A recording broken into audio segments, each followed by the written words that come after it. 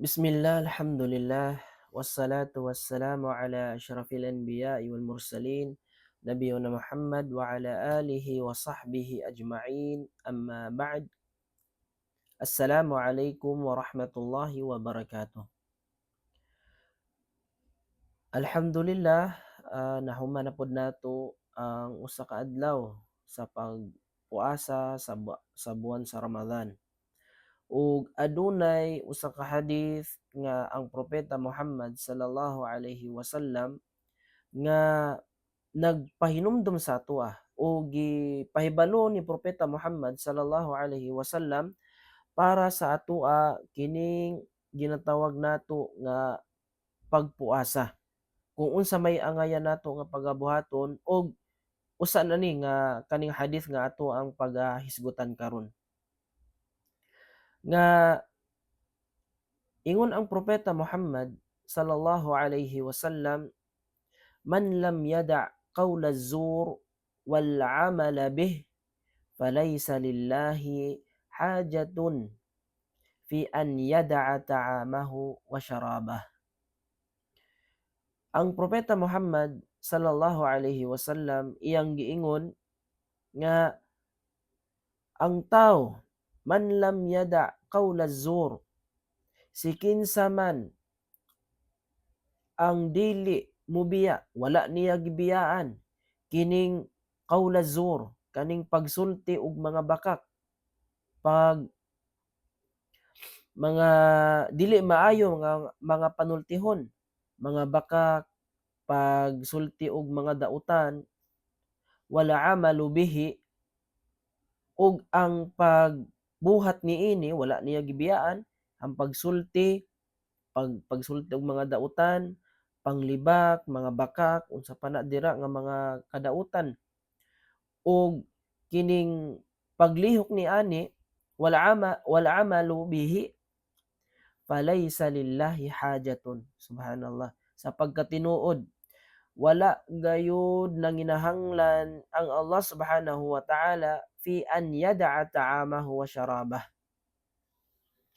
Wala gayud nanginahanglan ang Allah subhanahu wa ta'ala nga iyahang biyaan kining iyahang pagkaon ug iyang pag-inom.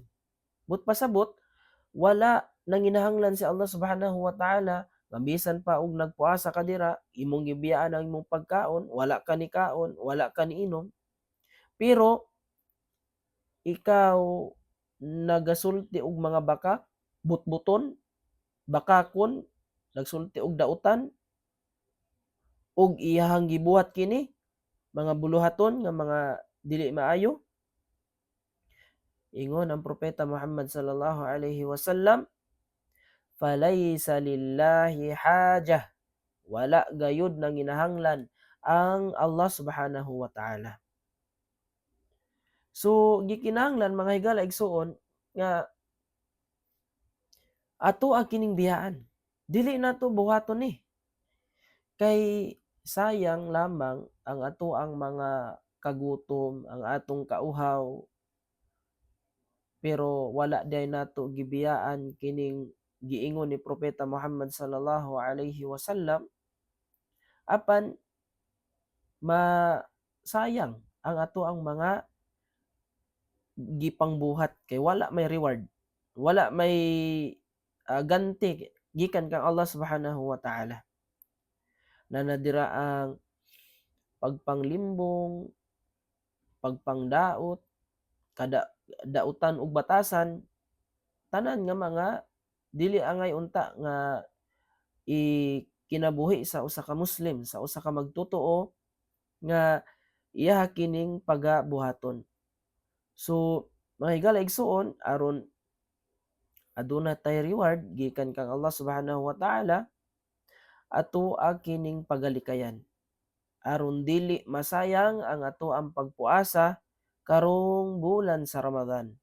Ug maayo pa nga magbasa ta og Quran, magbuhat og maayo, motabang ta og adunay mga angayan nga pagatabangan, tabang ta og kuan dira sa atoang community, sa atoang balay, sa atong mga asawa, aton tabangan og dili na lang ta mosulti og mga dautan, mga bakak, mga dautan nga mga buhat ug unsa pa na nga mga kadaot dira. Kay sama sa akong giingon, dili gyud na dawaton ni Allah Subhanahu wa Ta'ala, sayang lamang ang atong nakuha, kauhaw, kagutom, ug walay reward kang Allah Subhanahu wa Ta'ala. Kay wala man gibiyaan tong giingon ni propeta nga kining biyaan ning pagbuhat og mga dautan, mga panulti, ug pagbuhat niana biyaan nato.